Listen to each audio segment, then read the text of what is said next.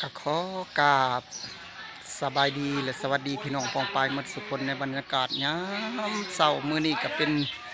มื้อวันจบวันสอบมื้อประกอบวันงามทุกคนมื้องานดองมื้อนี้พี่น้องก็มีเสื้อเซินมื้อนี้ก็สิไปงานดองทุกคนมาเบิ่งมาชมว่าเพิ่นเฮ็ดแบบใดงานดองอยู่ชนบทบ้านเฮาจัดแบบธรรมดาทุกคนแบบบ้านนอกของนามาเบิ่งมาชมนำกันเลยทุกคน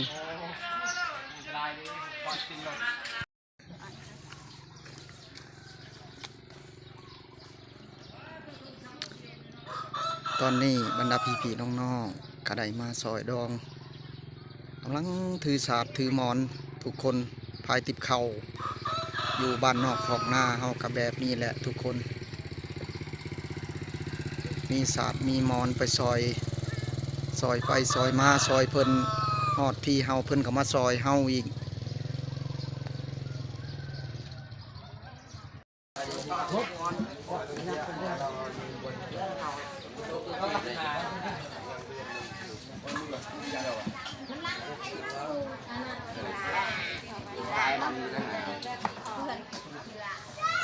Dạ,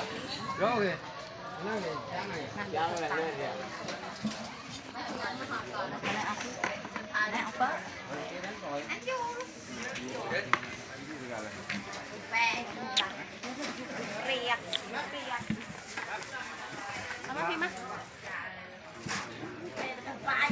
Em, hả? Cái quân cái băng. Được. Được kìa, bọn em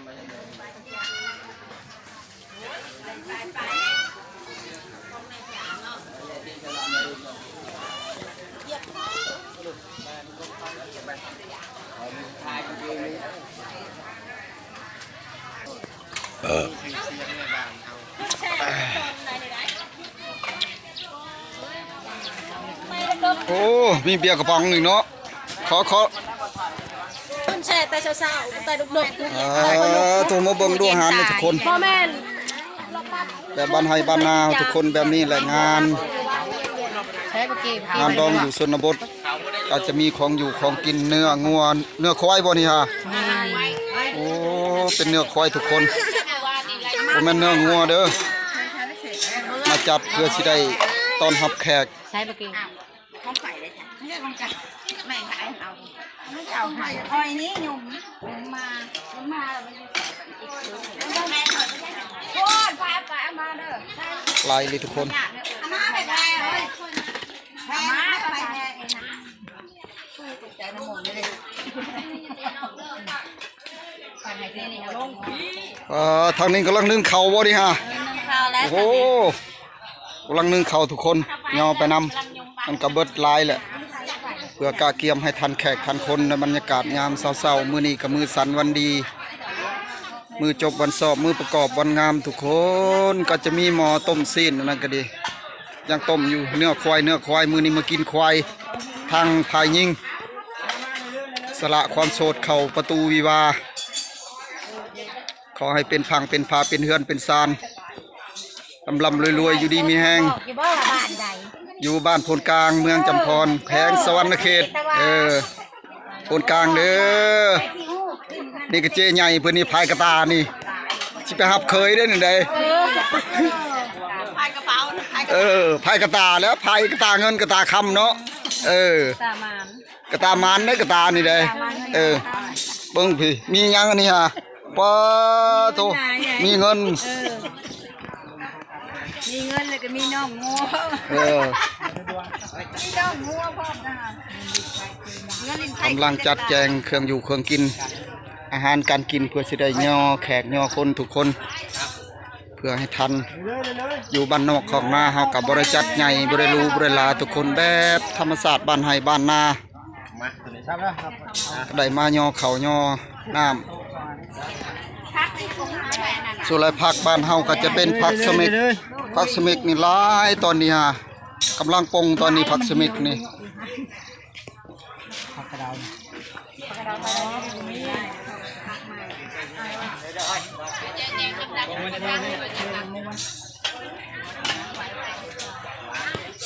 กำลัง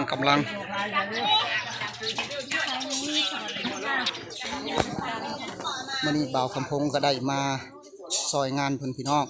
มาซอยดองมื้อนี้ในบรรยากาศยามเช้ามื้อนี้ก็ได้มาถ่ายคลิปให้พี่ๆน้องๆเฮาเบิ่งในบรรยากาศยามเช้าๆก็บ่มีหยังมากมายทุกคนอยู่แบบบ้านไร่บ้านนาอยู่แบบชนบทเพิ่นก็ได้เฮ็ดกินแต่เช้าๆนี่ประมาณ1 โมง 2 โมงนั่นแหละเพิ่นได้ฆ่าควายเช้านี่ตอนนี้ก็ได้ผักได้หยังเรียบร้อยมีแต่กะเกียมแต่งสิยอแขกคนบรรดาแขกมาซอยดองมื้อนี้ฮะบ้านเฮานี่ได้ถือติบเข่าได้พี่น้องมาแต่บ้านในภายมาผูกแขนแนวมันแบบฮีดคลองบ้านเฮามีไก่โตมีสารมีหมอนมาผูกคอต่อแขนในบรรยากาศยามเช้าๆหักไข่แต่ว่าบ่ได้หนาวมื้อนี้ฮะเดินก็เดา ไปนี่เตรียมเรียบร้อยแล้ว ไปไป นี่ไปดิ นี่ก็ได้เลยเอาข่าวเลยก็ข่าวนี่ก็ต้องมา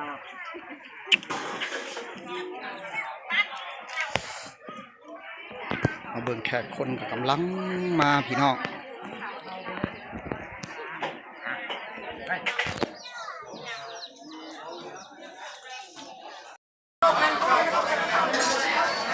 ยังได้เกลือกับพริกนี่เห็นหรือไม่เนี่ยเกลือกับพริกกันเก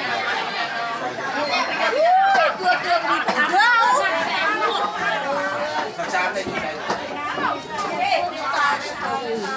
ไม่ใช่เกลือ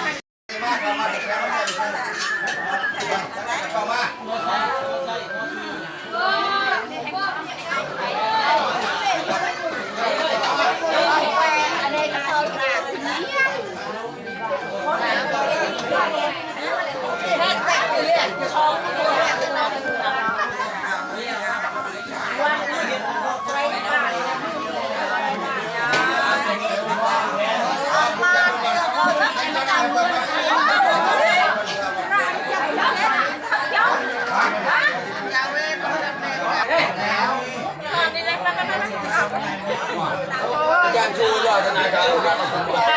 วันนอนดูมองเอาไว้ร้อยอ่ะควายจะเย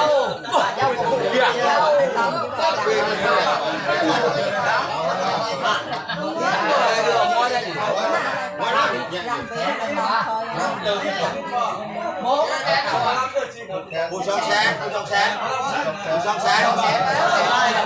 ได้เช่นกันได้แค่ขาแล้วไอ้เรื่องคนแชร์ลูกชิ้นไปให้หมดชุดยาและลูกกันชงก็ใช่ได้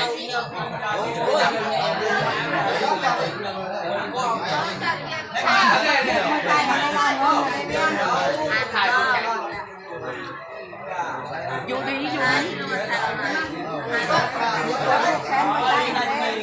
เอาหน้าไม่ใช่วั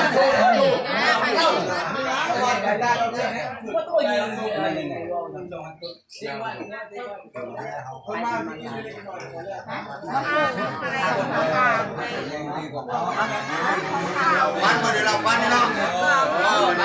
ไอ้ที่อยู่ข้างในมาเรื่องแก่เรื่องนั้นทำอะไรหลังไทยเขาไม่น่ากันจะบางเรื่องก็รักเขาแน่ก็ตามไล่เขาด้วยก็ตามไล่แต่ไปก็ตามก็ดีต่อไปก็ตามไล่เขาน้องชายมาแล้วก็ตามไล่เขากันตามเต็มเลยเนาะเอาแล้วรักเขาไล่ยังได้ก็ตามอะไรเหมือนกันแบบว่าไกลกันจะปาก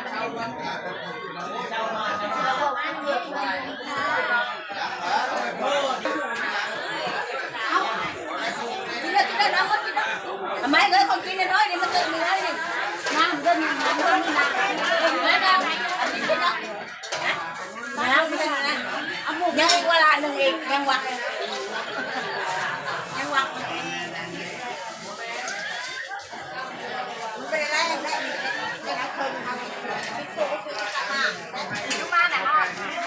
เด้อ คนได้ป้อนคนเป็นบุกได้ให้งานหัวลูก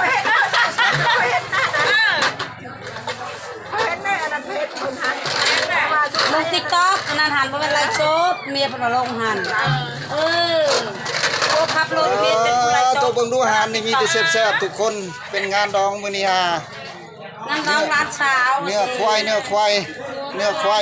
ไม่ไว้คงเฮ้ยอาม่าบวกเงินเช็ดมาปอมอาม่านะลูกเอาพริกไหมนะเอ้ยพี่เจลพริกเอ้ยโอ้ยขอจะได้ข่าวโทรศัพท์เนาะเรือควายไปแล้วไปลองเลยไป ฮอตกระดอง ไปเอากระต้อง ซิกโตฮอตโลก โอ้ยเอากระต้องมันใหญ่นะ แต่เอาเลยสิ ว่ากระตุกตะพูจะเอาไหนวะไปละมันแม่ก็เลยมาเอาไหนนะเอาไหนนะ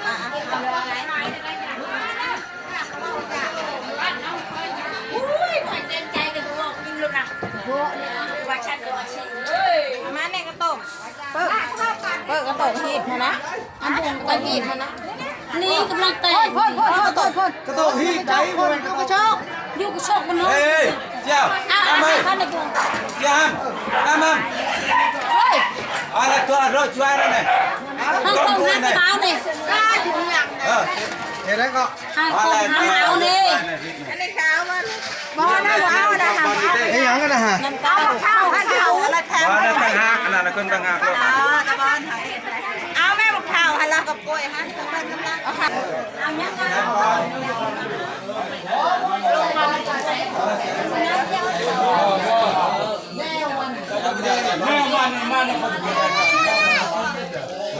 มาพี่หนักว่าเวทเงินมาป่าหนักมา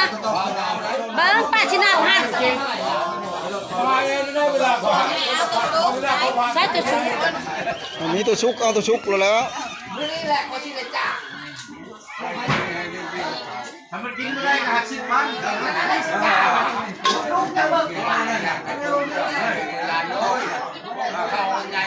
ง่ายครับยังเอาไหม